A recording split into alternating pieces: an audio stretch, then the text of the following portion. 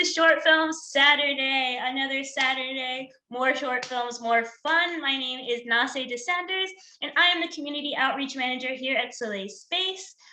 So what is Soleil Space, right? For the new people here, I will explain it. We're a media company based in Brooklyn, New York. Our mission is to achieve a more equitable and representative global film and television landscape. Our focus is on the global diasporas of Asia, Africa, Latin America, the Caribbean, and the Middle East, with goals of elevating untold stories from these cultures, forming closer transcultural community bonds, and providing opportunities and resources for our creators to produce premium world-class content. We specialize in film, TV, editorial media, and aim to uplift those underrepresented voices from these regions that are often not seen, authentically represented, or well understood in the global mainstream media. There's no better way to do that than via short films. Shorts are often the purest form of artistic expression and often, though not always, executed within the boundaries of smaller production budgets. Since launching Short Film Saturdays in late summer of 2021, we have featured 69 films from 56 filmmakers in 27 countries to date. Woo! That's a lot. We are adding to those numbers today. We have an amazing filmmaker with us. We have Raed Alsemari. As you can see, either on my right or left, I don't know which side he shows up on for you. So Raed is a filmmaker from Riyadh, Saudi Arabia. He's currently based in Brooklyn, New York. His short film, Dunya's Day, which we are watching today, premiered at the 2019 Sundance Film Festival, where it won the Jury Award for International Fiction. Before pursuing his MFA in filmmaking at NYU's Tisch School of the Arts, Alsemari completed his BA in History and Literature at Harvard University, with a focus on postcolonial studies. Wowee. So with that, I'm going to toss it over to Raed so he can tell us a little bit about his film Dunya's Day before we enjoy it today. Hi, 𝗟𝗡𝗘𝗗. Thank you so much for having me and for that generous intro. I'm not based in Brooklyn at the moment, actually. I'm based in Riyadh, Saudi Arabia. But yeah, but I did go to NYU and I made this film while I was at NYU for my master's program, and it was a fun, it was a really fun chance to do homework with a bunch of collaborators that I love, and so I hope it's just as fun to watch, hopefully. Dunya's Day is a comedy. It's under 15 minutes, so yeah, without further ado, I hope you enjoyed the film. Awesome. The funnest homework assignment we're about to watch. So let me tell you guys how this whole program is going to work. We're about to watch Dunya's Day. After that, do not go anywhere because we have an amazing Q&A with Raed right after. We're going to get into the nitty-gritty of the film. And at the end of that Q&A, we do take audience questions. So stick around so you can ask your questions and find out everything you want to know. This is YouTube, so you know I have to say it. Hit like and subscribe, pretty please. And with that, let's watch the film.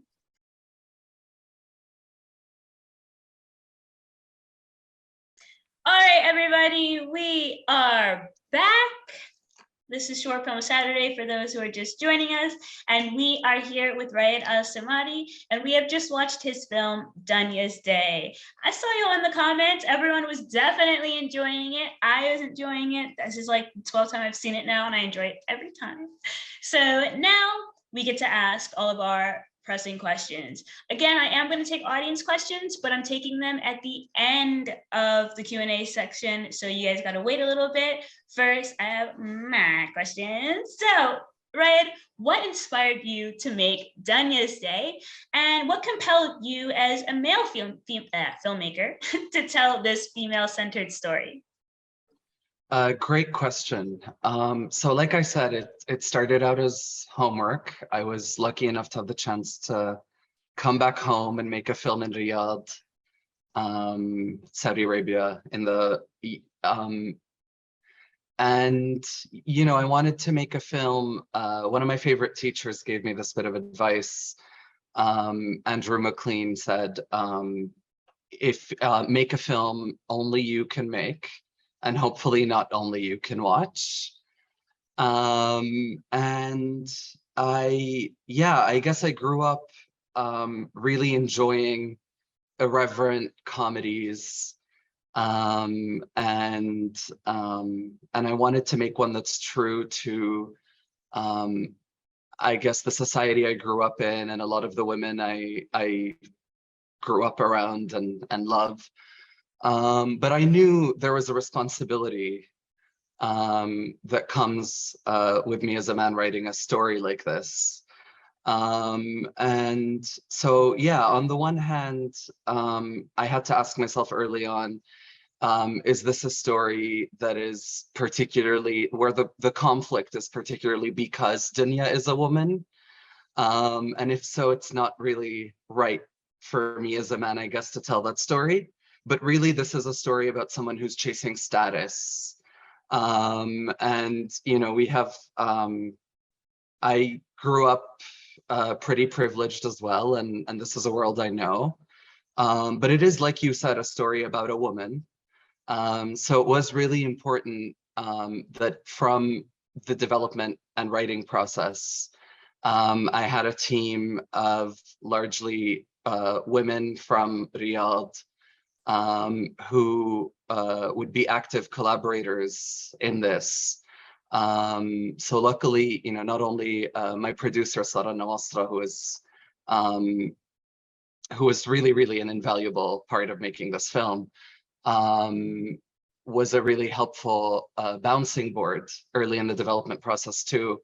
But also, like, we were really lucky that the department heads, other than the cinematographer, who was my classmate from NYU, are all women, and largely women from Dunya's world, who know it. And it was really important, I guess, to listen to them and to the cast as well, because a lot of the little choices you see are a result of a really, like, adventurous cast that wasn't afraid to do guided improv and to add layers to these characters. So yeah, I was lucky to have really, really generous collaborators on this film. Very cool. No, it definitely sounds like a very fun environment to work and collaborate in. That sounds super cool. So then my question for you, this is a softball, but one that I think we are all wondering. Why did all the house staff go on strike? And is this something you've ever seen happen before? That's a great question. And it was a question I really, like, wrestled with while writing the film. And although this hasn't literally happened this way, there are stories, just like in any culture that's reliant, you know, with rich people, let's be real. There are stories of neglect and abuse. And, you know, there are a bunch of reasons why Maria might have decided today's the day. And yeah, packed up and left with everybody else. But I fundamentally realized while writing the story that this is ultimately a story about Dunya. And in order to be true to the character, let's be real, you know, Dunya has bigger fish to fry. She's more concerned with the party attendees than what happened to Maria. And if I were really going to write a character-driven film and let her guide me, I had to just accept it doesn't really matter why they left. What matters is, what is she going to do without them? And I hope, yeah, and I hope the audience, you know, although they see a lot of Dunya's behavior is objectively reprehensible, can have a little empathy for her too. Yeah. Yeah. Yeah, I think I saw quite a few poor Dunyas in the chat. I did too. Yeah, that was great. And I guess feeling bad for her. But yeah, she's definitely definitely still a child, we could say, to put it nicely, for Dunya's sake. So you had said before that you wanted to create a narrative in Dunya's day that opposed to cliches that you were seeing in media. So what stereotypical portrayals of Arabic women were you trying to go against? I guess there are really important stories being told about Arab women, and they tend to focus on their trauma and their suffering. And it was really important to me I get that those stories are really important, but when they're the only ones, or the majority of the stories globally that people see coming from our region, it is easy to have this perspective of Arab women as passive or as unrealistically noble too. Like, I think a big part of the driving force is like, in making this film is I wanted to give a cast of Saudi women the chance to dig their teeth into characters that, like you said, do juvenile things, and see how far they'll go in the pursuit of social status, or how far, you know, Dunya will go specifically. And yeah, it's because it's important, you know,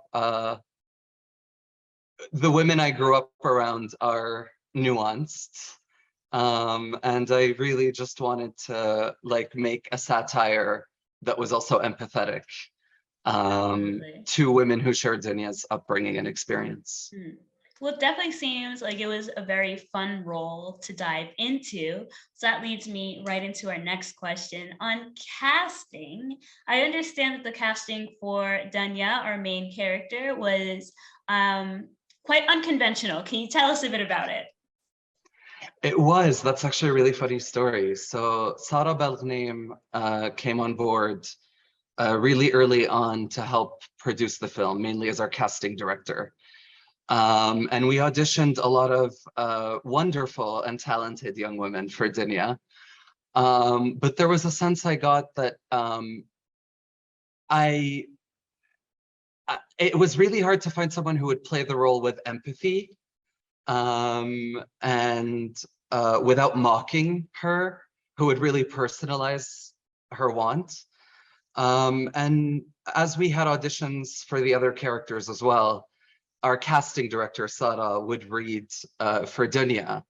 And at one point, my producer and I turned to each other after a casting session and we're like, she can do it and she has to do it. And I'm really, really grateful that Sara agreed, because without her performance, the film absolutely would not work. Yeah. And she was incredible to work with, and a joy. But it's really funny how we ended up casting our casting director. That is so funny. Yeah. I don't think that's, I can't imagine that's happened very often in film history. I think this might be maybe a first. So then back to the themes of the film. Social validation is a major theme in this story. Do you find the ways that people search for social validation to be different in Saudi Arabia as opposed to, let's say, the US, for example, since you've also lived in the US? Of course, no. I think the thing about chasing social status or validation is it's a really universal thing, especially since we all live in the same, I guess, capitalist world. And although there are specificities to like a graduation party Dunya would throw, this is a very specific subset of Riyadh society. Ultimately, chasing status is a really universal thing. Yep. It's at heart of a lot of like, and it's, I guess, universally a trivial pursuit and can be a really vicious cycle, and at the expense of the person doing it. And I think that's something that, you know, universally, no matter how it is that you chase it or what social status looks like for you, there is a really universal thing to, I guess, how far Dunya would go. Yeah. Yeah.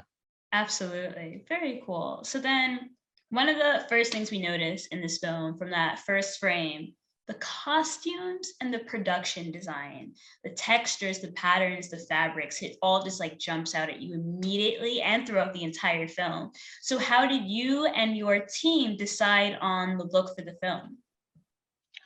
That's a really great question. I was really blessed to have incredible collaborators on this.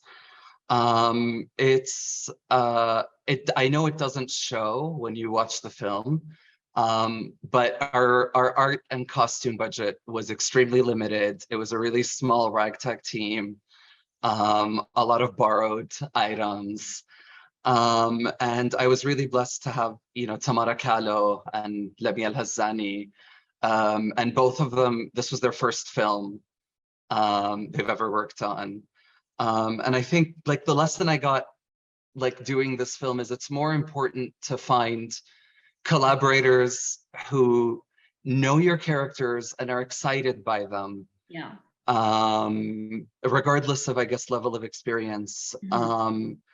And I guess the color scheme was something like the production designer Tamara early on brought to me. We looked at some references together and we decided we're going with like primary saturated colors. Nice. Red obviously was a nice starting point. Oh yeah.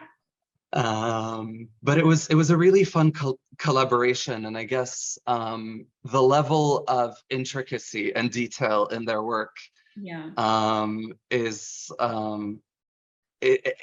just really impressive, and I was lucky to have such generous collaborators who I could trust, because it's important to note I've never been to any of these parties, a party someone like Dunya threw. Mm-hmm. As a man, these are all women's spaces that I don't have access to. Yeah. And yeah, I'm glad you asked, because I'm really, really proud of the work they've done on this film. No, they absolutely knocked it out of the park. But I do want to stop on something you said there. So then in Saudi Arabia, are graduation parties usually are the women's parties just for the female, I guess, students graduating class, or is it maybe a family thing? How do these graduation parties typically go? I guess it widely depends, because Saudi society is really varied. We're a country of 30 million people, but the party you see in the film is really, it's a phenomenon seen in sort of among the Riyadh elite, who typically go to all women's universities and throw gender segregated parties where they invite their graduating class and their friends and cousins and Okay, that sounds like a lot of fun. I wish I went to school in Riyadh, clearly. Awesome. So then you did the whole film, you guys filmed it, knocked it out of the park, and now you're at home, you have to edit it. And it is indeed you who edited this film. Did the film go through any major changes in the editing process? We like to say that you're rewriting the film when you're in the editing process. So how did that go? That's a great question. So thankfully, I did not edit this film alone. I edited it with my cinematographer, actually, Olivier. But to answer your question, we had to sacrifice a few scenes we shot, because when I wrote this film, I guess it was I expected it to be a little darker than it was. So there was a little scene before they come across I don't want to give it away, but I guess the scene you all saw in the middle of the film where Dunya does where she goes the furthest. So there was an eerie storage room walk before that that we had to scrap. There were also a few sequences where Dunya is running away in the dark that, some because we didn't have the production scale or the number of extras to really escalate that part of the film. We had to really sacrifice some of those setups. But largely, I was really lucky that this was a film that, the performers made very, very easy to edit. Yeah. I mentioned a lot of it was guided improv, but when you have a performer as generous as, Sara and her co-stars were in this film, it was really, really easy to put together some of the back and forths because they were just really generous and I guess very open to explore and to play, and that's something I think that hopefully translates to audiences in the final film.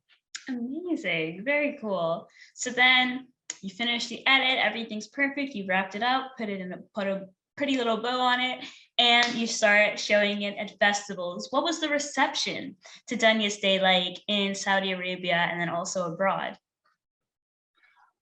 So the reception was overwhelmingly supportive. It's a lot like, I don't know, some of the comments I saw in the chat.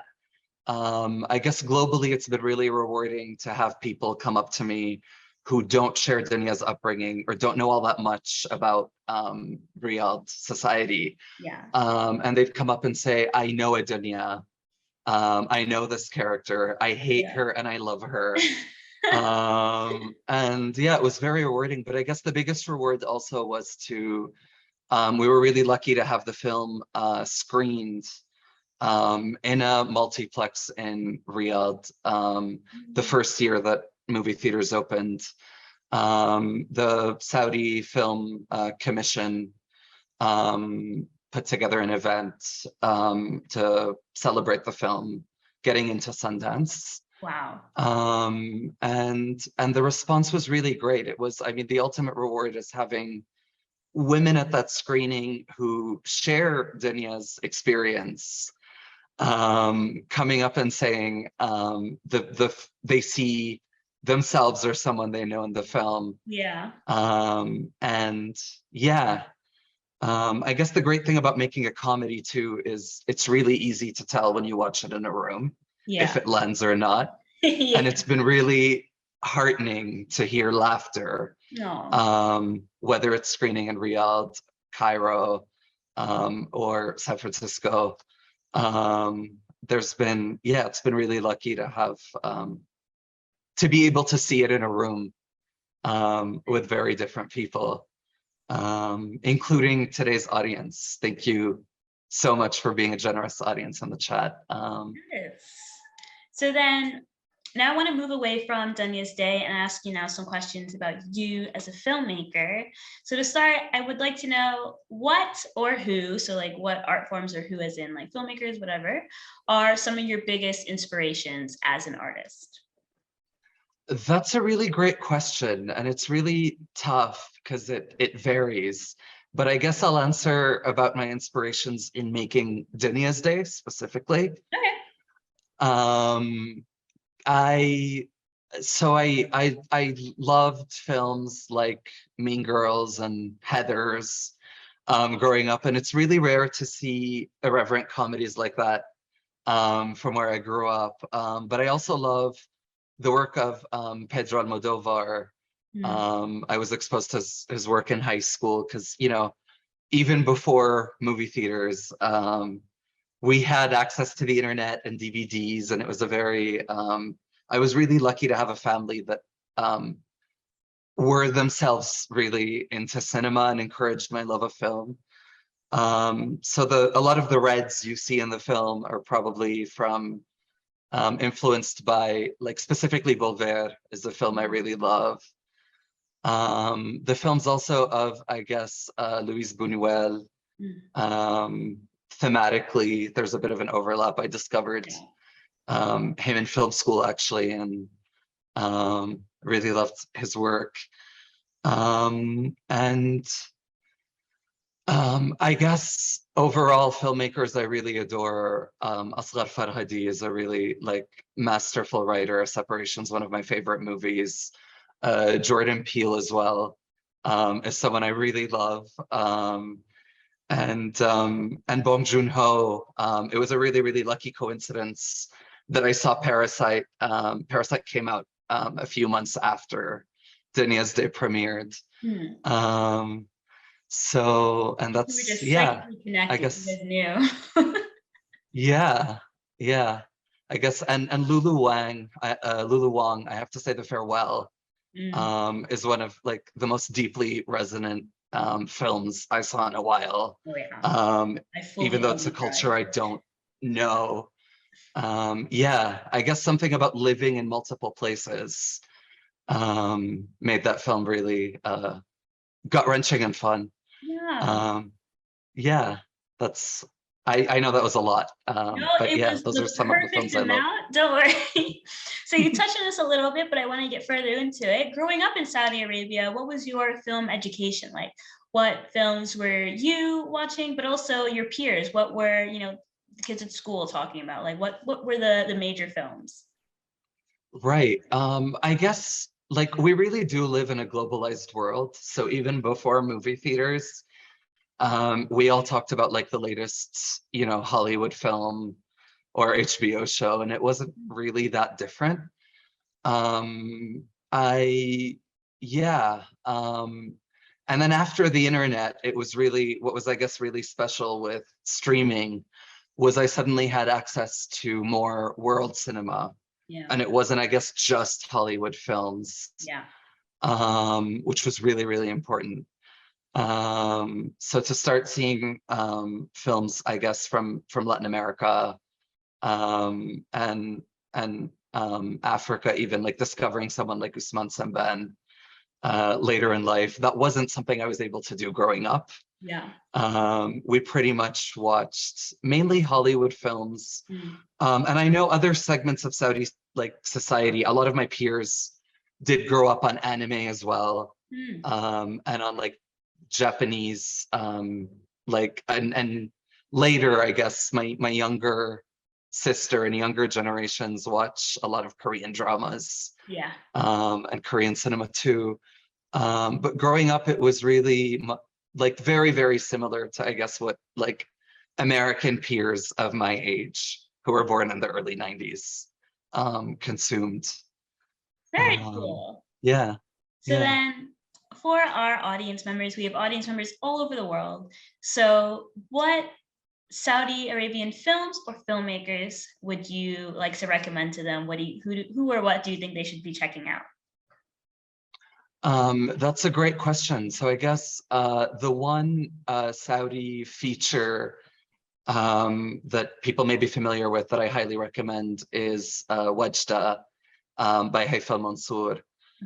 She's somebody I really looked up to because she was doing this before most of us. And she, it's about a 10-year-old girl who wants to buy a bicycle. In a 2000s middle-class Riyadh neighborhood. So that's a feature I highly recommend. There are a bunch of shorts filmmakers from Saudi who make incredible work. 𝗟𝗢𝗡𝗬𝗓 is someone I can really recommend. She's an incredible actress and filmmaker. 𝗟𝗢𝗡𝗬𝗓, who plays Dunya in the film, is in her own right a filmmaker. And I'm really excited for everyone to see her work. Sara Misfar as well. So a lot of Saudi women specifically. Nice. These are just a few of the Saudi women specifically whose work I really influenced me, and who I'm a huge fan of. Amazing. All right, so you guys heard it here first. You know exactly which filmmakers to check out. Make sure that you do. So now I am opening up the floor to audience questions. Everyone in the chat, if you have any questions for Raed, go ahead and drop them in the chat right now while I give you all a chance to type away. Raed, what is next for you? What projects should we be looking forward to? What should we be looking out for?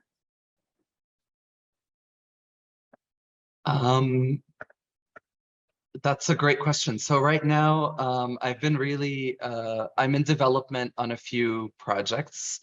Nice. Can't say a lot about most of them yet. But what I will say, there was a really funny comment in the chat that was, I can't imagine, along the lines of, I can't imagine what Dunya would do on her wedding day. No. I am in development. I'm co-writing a feature about essentially Dunya on her wedding day. So, and I'll share more on that on my Instagram for sure. When it's in the works. Actually jumping right into my next question. How can the audiences find you and keep up with you? Please let us know your social handles, your website if you have one, stuff like that. Sure. So my Instagram is my first name, 𝗟𝗢𝗘𝗚 It's just my name with an underscore in the middle. And if basically I don't post a lot, but when there is any news on film stuff, I will be sure to post there. And yeah, I do have a website, but it's being revamped now. It's myname.com. It'll be back online soon, hopefully. Okay, perfect. Great, great, great. So now I am going to take a look at these wonderful audience questions. Everyone, thank you so much for submitting. You are still able to submit. You can keep typing, don't worry. So let's go ahead. First, we have a question from the lovely Mika. Was the reaction of Arab women in other countries in the region similar to what you experienced in Saudi Arabia?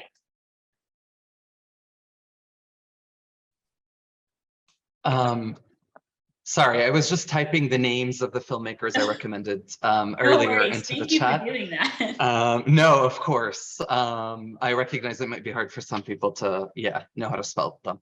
Yes, definitely. Sorry, would you mind repeating the question? I'm so sorry. Of course. So our first question is from Mika. What's the reaction of Arab women in other countries in the region similar to what you experienced in Saudi Arabia? That's a great question. So I can't speak for Arab women everywhere because unfortunately I did not get to interact with them, but the film did screen in Cairo, as I mentioned. And it was really incredible to similarly see an Egyptian audience discuss the character and respond very passionately to the film. I distinctly remember one of the most rewarding things was after the Q&A, these Egyptian aunties, like in their 60s, pulling me into a conversation and telling me that this woman exists in Cairo, or Egyptian, I guess, society as well. So yeah, it was really great to have that experience, and I'm excited for when the film is more widely available online for audiences across the Arab world to see it. Amazing. I'm so glad everyone was loving it. So we have a question from Susanna. Susanna is actually a friend of Soleil. Hey, Susanna. So her question is, do wealthy Saudi women see Dunya as an example of themselves? So first off, hi, Susanna. I thank you for being here. I'm a huge, huge fan of your work, and I recommend everybody look out for A Sit if you haven't seen it. Susanna is an incredible filmmaker. I really am a huge fan of as well. And to answer your question, Susanna, I guess Saudi women there hasn't been one response, which is great. There's been a diverse reaction from Saudi women. Some who know the character and absolutely hate her. Some who, and I guess what matters most to your question is I have luckily met several audience members who had the self-awareness as well to say, I see a bit of Dunya in myself. Because as much as it's hard for us to admit it, I, as a filmmaker, see a little bit of Dunya in myself as well. And I had to do that while writing the film. To humanize her. So yes, it's been the ultimate reward, I guess, to hear from women who personally related firsthand to her as well. Very nice. So then we have a question from Cater It. He says it was very interesting that no men were really portrayed in the film. Sorry, this is a funny comment. Dunya maybe didn't have a boyfriend who factored into her day. Was this intentional? I guess it was intentional, and not to make a statement. It wasn't oh, okay, we want this film to be a purely all women's cast, because I mean, Abdu's there in the beginning digging the ditch. Yeah.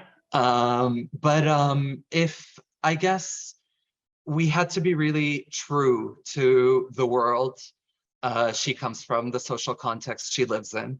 Yeah. And the fact of the matter is, a big graduation party like this, a big display of status like this, Yeah. does not cater to a man in her life. Yeah. And isn't really built for the approval of a man in her life. Yeah. And I guess maybe people noticed in the film, it really caters mostly to 𝗟𝗢𝗘𝗚.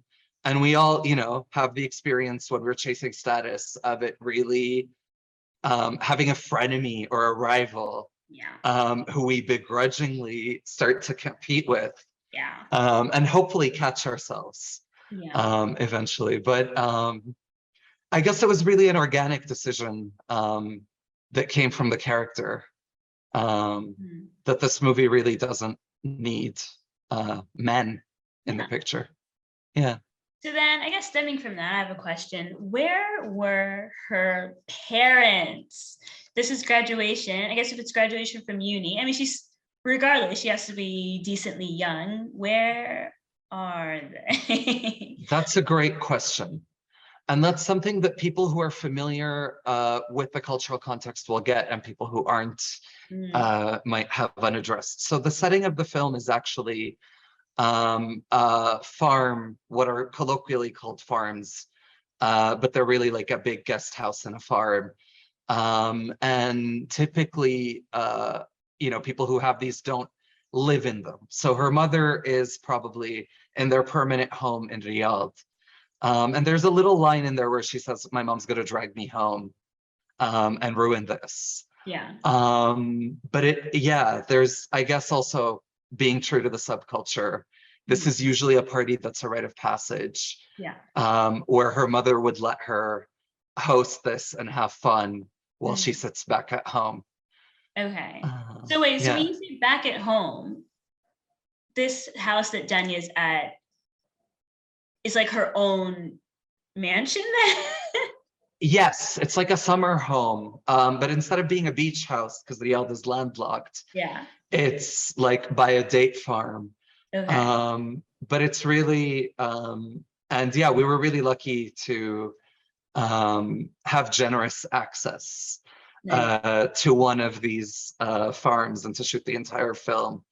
But yeah, they're homes, to answer your question, that are not inhabited in year-round.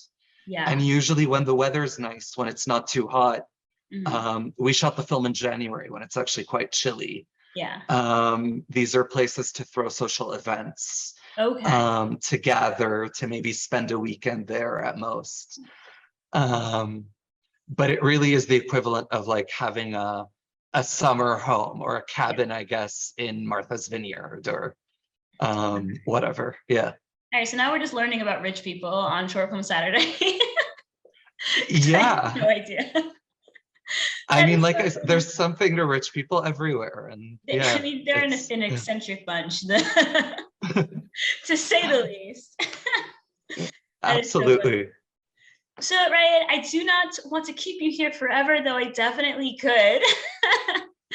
So we are going to end audience questions. All right, thank you so much for taking the time to chat with us today. We have sincerely appreciated it and absolutely loved the conversation.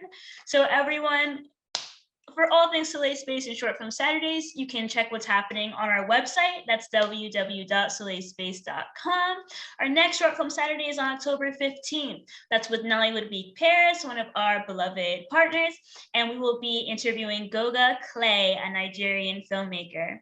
So with that, don't forget to like and subscribe. You know I have to say it. Right? Thank you so much. Thank you so much for having me, and thanks for all the great questions. Awesome. It's been wonderful. All right, everyone, we will see you next week. Bye.